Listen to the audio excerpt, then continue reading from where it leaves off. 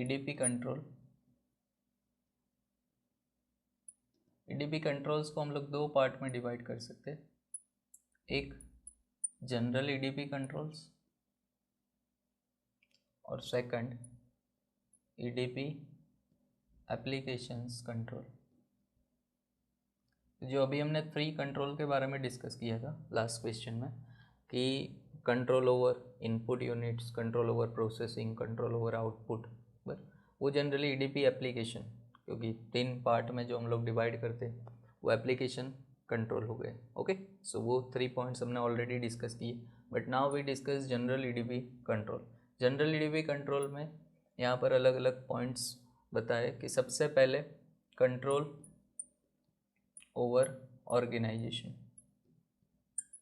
अब manual system में क्या होता है, जनरली कोई एक पर्सन ने जो डेटा लिखा हो, मतलब कि सपोज एंट्री पास की, जर्नल एंट्री पास की लेजर पोस्टिंग की, तो वो हम लोग कोई दूसरे पर्सन से चेक करवा सकते हैं, मतलब इंटरनली एक दूसरे से चेक करवा सकते हैं। ओके, बट यहाँ सॉफ्टवेयर में ये पॉसिबिलिटी बहुत कम हो जाती है, क्योंकि हर एक के पास खुद का वर्क होता है। अब आप दूसरे से चेक करवाओगे तो उसका वर्क बाकी रह जाएगा, इसलिए ऑर्गेनाइजेशन कंट्रोल होना बहुत ही ज़रूरी है। मतलब कि सॉफ्टवेयर इस तरह का होना चाहिए कि जो करेक्ट डेटा, जो जर्नल एंट्री लिखी है, तो दूसरा भी वैसे देख ही सकता है, क्योंकि पूरा जो है वो लैन के साथ कनेक्टेड होता है, इसलिए हर एक दूसरे के कंप्यूटर्स या तो एक दूसरे के जो एंट्रीज है वो चेक कर सकता है। बट कंट्रोल वो होना चाहिए कि कोई दूसरा उसे वहाँ पर चेंज ना कर सके। ओके, विदाउट इन्फॉर्मेशन वो चेंज ना कर सके। अगर उसने चेंज किया तो तुरंत आपको पता चलना चाहिए कि इसमें कुछ चेंजेस हुए और वो चेंजेस किसने किए। पर अदरवाइज़ क्या होगा कि हर एक पर्सन एक दूसरे की एंट्रीज देख सकता है, तो कोई दूसरा पर वहाँ पर मिस्टेक करे तो वो चेंजेस हो जाता है, इसलिए यहाँ पर कंट्रोल ओवर ऑर्गेनाइजेशन होना बहुत ही ज़रूरी है। Okay, second control over software design.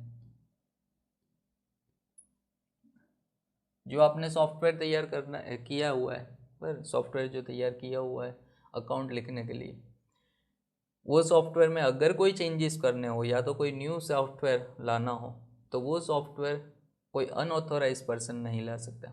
या तो अगर कोई चेंजेस करने हैं वही सॉफ्टवेयर में, कोई अपडेट करना है, तो वो update without signature of authorise person आप नहीं कर सकते। मतलब कोई भी पर्सन आकर ऐसा बोले कि नहीं ये सॉफ्टवेयर डिज़ाइन चेंज करनी है, बस तो ऐसे ही चेंज नहीं हो जाती। उसके लिए सब कुछ सेटअप करना होता है, पर जो सॉफ्टवेयर डेवलपर होते हैं उसको वहाँ हायर करना होता है, और वो लोग अपने हिसाब से जो डिज़ाइन तैयार करें और with permission of authorise person, तो वहाँ पर चेंजेस हो सकते हैं। सो ये भी एक कंट्रोल होना ज़रूरी है। Next, computer operators.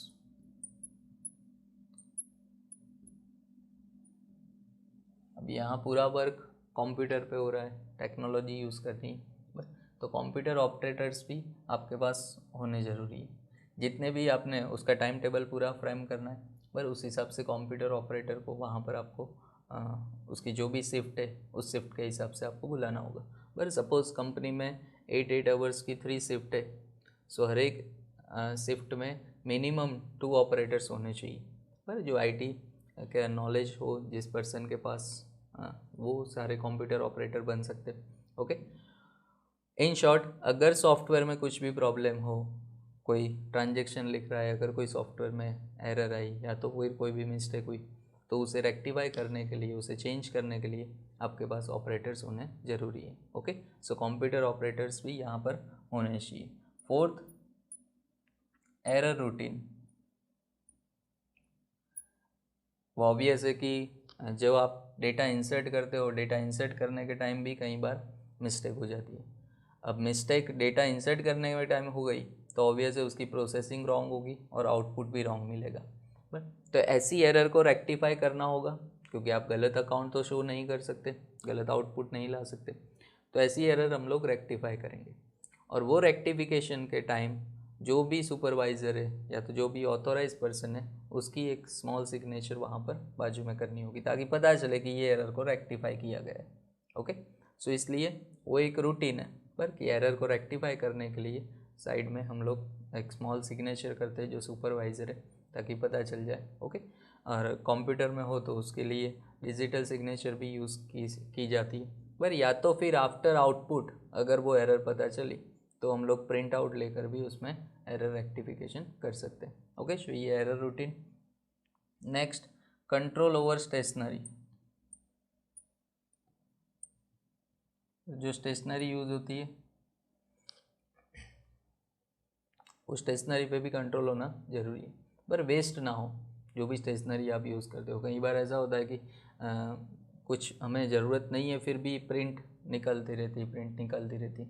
Okay, so ये नहीं होना चाहिए। वेस्टेज जितना हो उतना कम होना चाहिए। ओके, स्टेशनरी का वेस्टेज बहुत ही कम होना चाहिए। Okay, next, control over data entry and programming.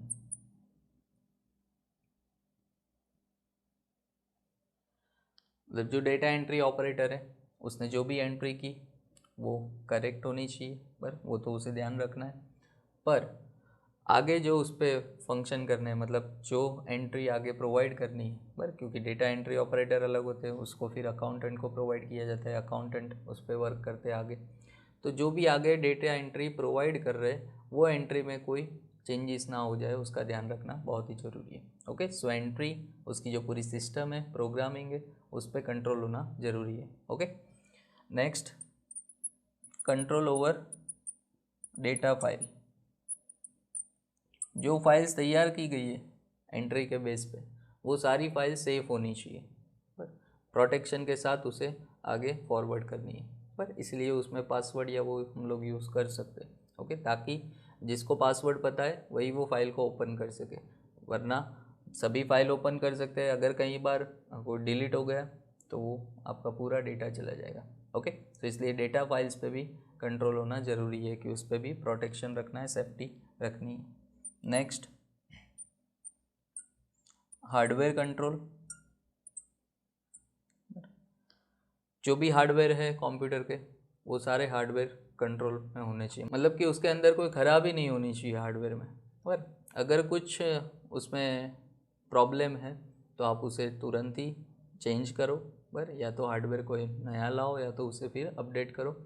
तो क्या होगा कि जो डेटा आपने इंसर्ट किया है वो करेक्ट आएगा, अदरवाइज़ पूरा डेटा रॉन्ग हो जाएगा। और कई बार हमने देखा भी है कि हार्डवेयर की वजह से पूरा जो कंप्यूटर है बंद हो जाता है और उसकी वजह से जितना भी डेटा उसके अंदर है वो सब यहाँ पर चला जाएगा, इसलिए किसी के पास कोई डेटा नहीं बचेगा। सो ये हार्डवेयर कंट्रोल भी जरूरी है। Last, safety and protection.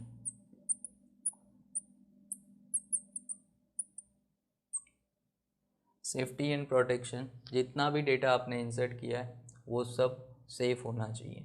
Okay, with protection.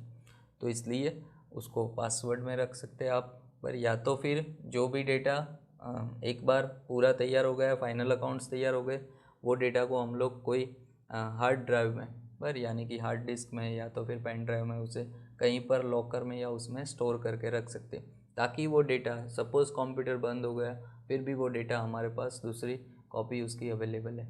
Okay, तो उसकी सेफ्टी एंड प्रोटेक्शन भी रखना ज़रूरी है। ओके, सो ये हुए ईडीपी कंट्रोल्स। दो टाइप के कंट्रोल थे, एक जनरल ईडीपी कंट्रोल है बट जो उसमें आपको ये सारे पॉइंट्स लिखने होंगे। दूसरा ईडीपी एप्लीकेशन कंट्रोल है, जिसमें हमने वैसे लास्ट डिस्कस किया कि control over input units, then control over processing and control over output. So ये तीन टाइप के जो कंट्रोल है वो ईडीपी एप्लीकेशन कंट्रोल में यूज़ होता है। Okay, so EDP control it is also most important question, कई बार एग्जाम में भी रिपीट हुआ है। ओके, तो इसे भी एक बार रिफ़र करना। Okay, and last point of this chapter, EDP audit. जो वैसे चैप्टर का टाइटल था ईडीपी ऑडिट, पर बट ज़्यादातर इस चैप्टर में आपको कंप्यूटर के बारे में बताया, कंप्यूटर सॉफ्टवेयर हार्डवेयर क्या है, पर उस पर जो कंप्यूटर में अकाउंट्स लिखे जाते हैं उस पर कंट्रोल कैसे रखना है उसके बारे में भी यहाँ डिस्कशन है। सो लास्ट है EDP audit. EDP audit generally कैसे किया जाता है, तो जैसे मैन्युअल ऑडिट होता है उसी तरह से ईडीपी ऑडिट भी किया जाता है, पर मैन्युअल में दोनों में डिफरेंस यही है कि मैन्युअल में आपके पास सभी हार्ड कॉपी में अवेलेबल होते हैं। यहाँ पर जो भी ऑडिटर है उसके पास सबसे पहले जो सॉफ्टवेयर है उसका नॉलेज होना बहुत ही ज़रूरी है।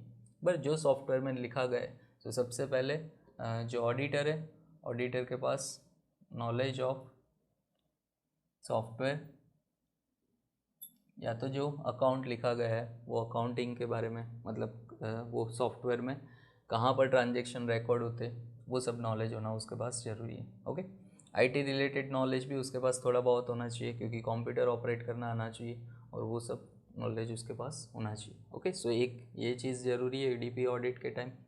सेकंड, जैसे मैन्युअल सिस्टम में ऑडिट होता है, बल्कि जनरली जो मेन अकाउंटेंट है, चीफ अकाउंटेंट है, वो चीफ ऑडिटर जो है वो क्या करता है, अपना जो वर्क है वो असिस्टेंट को पास करता है बस, और अपने असिस्टेंट से पूरा वर्क चेक करवाता है, और फिर लास्ट में जब फाइनली रिपोर्ट तैयार करना हो या तो पूरा एक बार रिफ़र करना हो, तब जो चीफ ऑडिटर है वो चेक करता है। तो यहाँ पर भी असिस्टेंट से चेक करवा सकता है। ओके, सो थ्रू असिस्टेंट यहाँ पर वर्क हो सकता है। देन थर्ड, जब भी ऑडिटर प्लानिंग तैयार करता है, ऑडिट प्लान तैयार करता है, सो बिफोर ऑडिट प्लान उसके पास सॉफ्टवेयर का नॉलेज होना चाहिए, प्लस ईडीपी का जो पूरी सिस्टम है उसका नॉलेज होना चाहिए। ओके, क्योंकि यहाँ पर उसके पास कोई बेस नहीं है, उसको प्लानिंग अकॉर्डिंग टू जो सॉफ्टवेयर है उस हिसाब से अपना प्लानिंग तैयार करना होगा कि कहाँ पर ट्रांजेक्शन रिकॉर्ड होते हैं, सॉफ्टवेयर कौन सा यूज़ किया गया है, पर टेक्नोलॉजी के बारे में जानना होगा, आईटी का नॉलेज होना चाहिए। सो ये सब उसको पास अवेलेबल होना चाहिए। Okay, so before audit plan, क्योंकि वो अपना ऑडिट प्लान तैयार करे उससे पहले ये सब कुछ उसको चेक करना है और ये सब का नॉलेज उसके पास होना चाहिए। ओके, नेक्स्ट कि यहाँ पर कोई ट्रायल नहीं होगा, सो नो ट्रायल, या तो यहाँ पर कोई भी उसके पास आउटपुट अवेलेबल नहीं है, पर हार्ड कॉपी में अवेलेबल नहीं है। जब आप मैन्युअल ऑडिट करते हो तो मैन्युअल में आपके पास पूरे ट्रांजेक्शन्स अभी बुक ऑफ अकाउंट्स अवेलेबल है, सो उसको आप रिफ़र करके डायरेक्टली एक आध तो एंट्री ट्रांजेक्शन चेक करके भी आप आगे बढ़ सकते हैं, प्लानिंग तैयार कर सकते हैं। बट यहाँ पर उसके पास कोई आउटपुट नहीं है, पर मतलब कि हार्ड कॉपी में नहीं है, जो भी है उस सॉफ्टवेयर के अंदर है। सॉफ्टवेयर के अंदर अब जब वो ओपन करेगा, सॉफ्टवेयर का नॉलेज होगा, ओपन करेगा, उसके बाद ही वो अपना ऑडिट स्टार्ट कर सकता है। ओके, सो यहाँ पर कोई ट्रायल नहीं होगा, डायरेक्टली उसे स्टार्ट करना है अपना audit work, but for preparing, okay, for proper plan, okay, according to proper plan उसे पूरा वर्क कंप्लीट करना होगा। ओके, सो यहाँ पर वो एरिथमेटिक कैलकुलेशन से ज़्यादा वो जो इम्पोर्टेंट मैटर्स हैं उस पर ध्यान रखना बहुत ही ज़रूरी है, क्योंकि एरिथमेटिकली जनरली इसमें बहुत रॉन्ग नहीं होगा। हाँ, आपके पास जो इनवॉइस अवेलेबल है, जो ट्रांजेक्शन है, उसे आप चेक करोगे कि कहीं पर मिस्टेक नहीं हुई डेटा इंसर्ट करने में, पर डेटा इंसर्ट करने अगर वो करेक्ट है तो ऑब्वियस है कि एरिथमेटिक कैलकुलेशंस करेक्ट ही होंगे। पर क्योंकि आप देखते हो कंप्यूटर यूज़ करते हैं हम लोग, तो कंप्यूटर के अंदर जो भी आप प्लस करते हो वो सब करेक्ट ही होता है। ओके, सब्ट्रैक्शन, एडिशन, सब कुछ करेक्ट होता है, सो उसमें कोई मिस्टेक होने के चांसेस नहीं है। सो उस पर ध्यान रखें, उससे अच्छा है कि जो इम्पोर्टेंट मैटर्स है, दूसरे जो ट्रांजेक्शन्स रिकॉर्ड किए, पर उस पर ध्यान रखना बहुत ही ज़रूरी है। अब ऑडिट यहाँ दो तरह से वो कर सकता है, audit outside computer and audit around computer. मतलब दो तरह से वो ऑडिट वर्क, ये सभी उसे ध्यान तो रखना ही है पॉइंट्स, बट दो तरह से कर सकते हैं। एक, जो भी उसके पास आउटपुट है, जो भी अकाउंट लिखे गए, वो सारे अकाउंट की हार्ड कॉपी, मतलब कि प्रिंट आउट ले ले, और फिर वो प्रिंट आउट को वन बाय वन जैसे मैन्युअल सिस्टम में चेक करता है उस तरह से चेक करें। सो उसे हम बोलेंगे ऑडिट आउटसाइड कंप्यूटर। पर कंप्यूटर से बाहर उसको पास नॉलेज ना हो इनफ, तो वो क्या कर सकता है, सभी डेटा का आउटपुट ले ले, प्रिंट आउट ले ले, और फिर उसे मैन्युअली चेक करे, पर सॉफ्टवेयर का नॉलेज ना हो तो। बट अगर सॉफ्टवेयर का इनफ नॉलेज है, आईटी का नॉलेज है, तो फिर वो डायरेक्टली कंप्यूटर में चेक कर सकता है, तो उसकी कोई प्रिंट आउट लेने की ज़रूरत नहीं है, आप डायरेक्टली सॉफ्टवेयर में ही चेक कर सकते हो। अगर वहाँ कोई मिस्टेक है तो उसे वहीं पर रेक्टिफाई भी कर सकते हैं। ओके, सो इस तरह से पूरा एडीपी ऑडिट तैयार होता है, और ये प्रॉपर जो पॉइंट्स है वो पॉइंट के हिसाब से ऑडिटर को फॉलो करना है। ओके, शो ओवरऑल इस चैप्टर में आपको कंप्यूटरिंग जो कंप्यूटराइज अकाउंट्स है उसका ऑडिट कैसे किया जाता है उसका थोड़ा इंट्रोडक्शन यहाँ इस चैप्टर में आपको समझाया था। ओके, सो यहाँ पर हम लोग चैप्टर 1 जो है यूनिट 3 में वो कंप्लीट करते हैं। नेक्स्ट हम लोग स्टार्ट करेंगे चैप्टर 2 यूनिट 3 में ही जो आएगा गवर्नमेंट ऑडिट। पर दोनों चैप्टर इंपॉर्टेंट है क्योंकि कई बार आपको 7 मार्क्स में दोनों चैप्टर के एक क्वेश्चन होते हैं, या तो कई बार ऐसा भी पॉसिबल है कि 14 मार्क का चैप्टर 1 में से क्वेश्चन हो उसके ऑप्शन में आपको चैप्टर 2 में मिले, बट हमें दोनों चैप्टर रीड करने हैं। ओके, सो ये ईडीपी ऑडिट कंप्लीट हुआ। ओके, यहाँ कोई अगर डाउट हो तो आप पूछ सकते हैं। क्लियर?